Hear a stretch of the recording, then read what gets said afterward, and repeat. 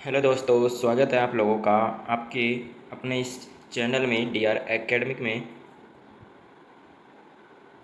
आज का हमारा जो टॉपिक है वो न्यूमेरिकल के लिए बहुत ही इम्पोर्टेंट टॉपिक है, ठीक है। जो कि है एक समान विद्युत क्षेत्र में द्विध्रुव को घुमाने में किया गया कार्य, ठीक है। ये जो टॉपिक है ना, इससे रिलेटेड आपके एग्ज़ाम में न्यूमेरिकल बहुत पूछे जाएंगे, ठीक है। ये जो डेरिवेशन है बहुत ही इम्पोर्टेंट है, तो आप लोग इस वीडियो को स्किप मत कीजिएगा, ठीक है। तो आज हम इस टॉपिक का निपटारा करने वाले हैं, तो वीडियो को शुरू से एंड तक ज़रूर देखिएगा। अगर आप लोग वीडियो को स्किप करते हैं तो आप न्यूमेरिकल का एक पार्ट छोड़ देंगे, ठीक है। तो चलिए स्टार्ट करते हैं।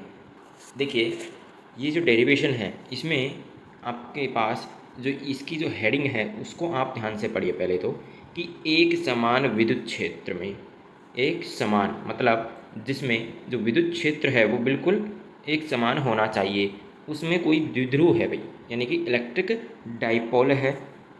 उसको जब हम उस विद्युत क्षेत्र में घुमाएंगे तो घुमाने में जो कार्य करना पड़ रहा है ना, वही हमको यहाँ पे ज्ञात करना है भाई, ठीक है। तो यहाँ पे देखिए डायग्राम में हमारे पास विद्युत क्षेत्र बना हुआ है जो कि एक समान विद्युत क्षेत्र है, और एक समान विद्युत क्षेत्र में स्थित कोई इलेक्ट्रिक डाइपोल है। क्या है? इलेक्ट्रिक डाइपोल, यानी कि प्लस क्यू माइनस क्यू, ठीक है। ये प्लस क्यू और माइनस क्यू एक इलेक्ट्रिक डाइपोल है। इसको हमने विद्युत क्षेत्र की अपोजिट डायरेक्शन में घुमाने का प्रयास किया है, यानी कि इसको कुछ इस तरीके से हम घुमाते गए हैं भाई, इस तरीके से, ठीक है। कुछ इस तरीके से हमने इसको घुमाया है। घुमाने पर हमारे पास यहाँ पे जो पहले की पोजीशन थी उससे हमने थीटा कोण पर इसको घुमा दिया। तो ये थीटा कोण पर जो हमने इसको इतना घुमाया है, इसके द्वारा यानी कि इस पर जो हमने कार्य किया है इसको घुमाने में, वो हमको चाहिए, ठीक है। तो चलिए हम निकालते हैं, वेट किस बात का करना है, ठीक है। हम उस कार्य को निकाल लेते हैं। देखिए, चित्र अनुसार एक समान विद्युत क्षेत्र प्रदर्शित है जिसमें विद्युत द्विध्रुव प्रारंभ में अपनी साम्य अवस्था में स्थित है। बिल्कुल, मैंने आपको बताया कि ये बिल्कुल साम्य अवस्था में इस तरीके से पड़ा हुआ है, अर्थात साम्य अवस्था में बल आघूर्ण का मान क्या होता है? ज़ीरो। भाई उसने कोई कार्य ही नहीं किया है तो बल वगैरह ये सारी चीज़ें तो बिल्कुल ज़ीरो हैं यहाँ पे। जब इस द्विध्रुव को अपनी साम्य अवस्था में डी थीटा कोणीय विस्थापन से घुमाते हैं, यहाँ पे सॉरी, यहाँ पे थीटा नहीं है, डी थीटा है, ठीक है। तो हमें बल आघूर्ण प्राप्त होगा, बिल्कुल प्राप्त होगा। प्राप्त बल आघूर्ण द्विध्रुव को विद्युत क्षेत्र की दिशा में घुमाने का कार्य करता है, ठीक है।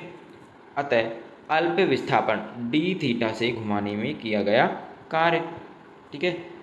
डी डब्ल्यू बराबर हमको निकालना है, तो डी डब्ल्यू, तो देखिए एक बात आप मेरे को बताइए कि जो हमारे पास कार्य होता है उसका फॉर्मूला क्या होता है? बल गुणा विस्थापन। तो यहाँ पे हम निकाल रहे हैं क्या? द्विध्रुव को घुमाने में किया गया कार्य, किसके कारण? बल आघूर्ण के कारण। तो हमको यहाँ पे बल आघूर्ण दिया हुआ है, तो बल आघूर्ण गुणे कोणीय विस्थापन, क्योंकि हमने जो विस्थापन किया है वो एक एंगल पर विस्थापन किया है, ठीक है ना, एक कोण बना के हमने विस्थापन किया है, तो इसलिए यहाँ पे कोणीय विस्थापन हो जाएगा, ठीक है।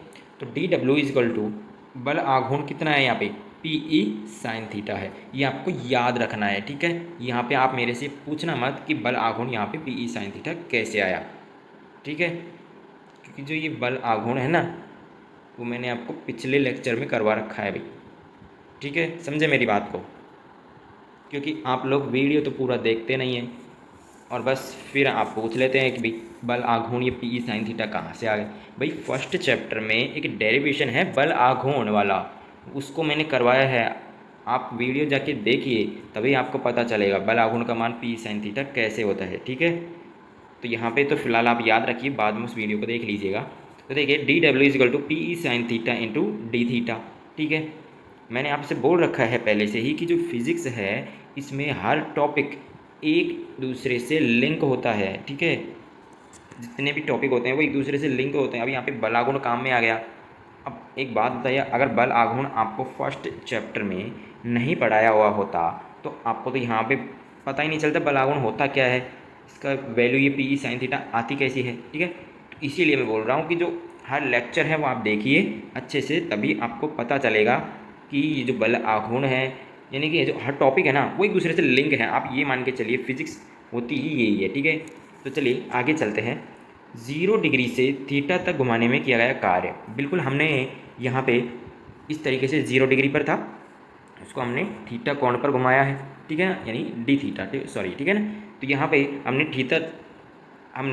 थीटा तक घुमाने में किया गया कार्य निकालना है। तो लिमिट इंटीग्रेशन की, इंटीग्रेशन किस लिए कर रहे हैं, क्योंकि हमको जो पूरा जो बल आघूर्ण है वो हमको निकालना है, कहाँ से लेके 0 से थीटा तक, ठीक है। तो हमको लिमिट लगानी है 0 से थीटा, D W is equal to limit 0 to theta P E sine theta D theta, ठीक है। यहाँ पे ये हो जाएगा डब्ल्यू, ठीक है, बराबर पी ई हमारे पास कांस्टेंट है, बाहर आ जाएगा। साइन थीटा डी थीटा का हमको इंटीग्रेशन करना है, जो कि हो जाएगा कॉस थीटा, ठीक है। तो यहाँ पे साइन थीटा का जो इंटीग्रेशन होता है वो क्या हो जाएगा, माइनस कॉस थीटा, ठीक है। यहाँ पे जो माइनस है वो ऑलरेडी हमने बाहर निकाल दिया है, तो यहाँ पे कॉस थीटा पे लिमिट लगा देंगे 0 टू थीटा। तो डब्ल्यू बराबर हो जाएगा माइनस के P E cos theta minus cos 0, और कॉस 0 की वैल्यू 1 होती है। यहाँ पे जो माइनस है इसको हम जब अंदर भेजेंगे तो हमारे पास हो जाएगा W is equal to P E 1 minus cos theta, जो कि हमारे पास द्विध्रुव को घुमाने में किया गया कार्य है, ठीक है। यही हमारे पास इम्पोर्टेंट टॉपिक है भाई, ठीक है। इसी से न्यूमेरिकल आपसे पूछे जाएंगे, तो आप इस डेरिवेशन को अच्छे से कर लीजिएगा। बाकी मैंने सब कुछ बता दिया इसमें। अब चलते हैं हम इसमें केसेस जो हैं कि भाई जब भी कोई विद्युत क्षेत्र है और विद्युत द्विध्रुव है एक ही दिशा में हो, अगर विद्युत क्षेत्र की दिशा में ही हो, अगर विद्युत द्विध्रुव जो है वो अगर विद्युत क्षेत्र की दिशा में हो, तब हमारे पास थीटा कितना हो जाएगा, 0 डिग्री। तो 0 डिग्री होने पर हमारे पास वैल्यू क्या आ जाएगी, यानी जो कार्य है वो क्या आ जाएगा, 0, ठीक है, क्योंकि भाई वो साम्य अवस्था में स्थित है, ठीक है। और नेक्स्ट केस इसमें ये है कि जब विद्युत क्षेत्र व विद्युत द्विध्रुव आघूर्ण एक दूसरे के विपरीत दिशा में हो। विपरीत का मतलब है कि भाई जो हमारे पास विद्युत क्षेत्र है वो तो इस दिशा में हो, ठीक है, और जो आघूर्ण है, जो द्विध्रुव आघूर्ण है वो इस दिशा में हो, इसके बिल्कुल अपोजिट डायरेक्शन में हो, तो हमारे पास एंगल कितना हो जाएगा, 180 डिग्री। जब हमारे पास कॉस 180 डिग्री होगा तो 180 डिग्री का मान कितना हो जाएगा, 1, क्या हो जाएगा, -1। कॉस 180 का मान कितना होता है, -1, तो यहाँ पे 1 + 1 हो जाएगा 2।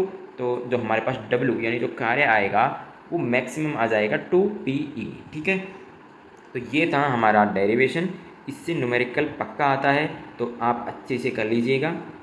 तो इस वीडियो में आपको मज़ा आया या नहीं आया, अपने विचार कमेंट में ज़रूर दीजिए, और वीडियो को लाइक कीजिए, चैनल को सब्सक्राइब कीजिए, ताकि आगे आने वाले जो लेक्चर हैं वो आप मिस ना कर सकें, ठीक है।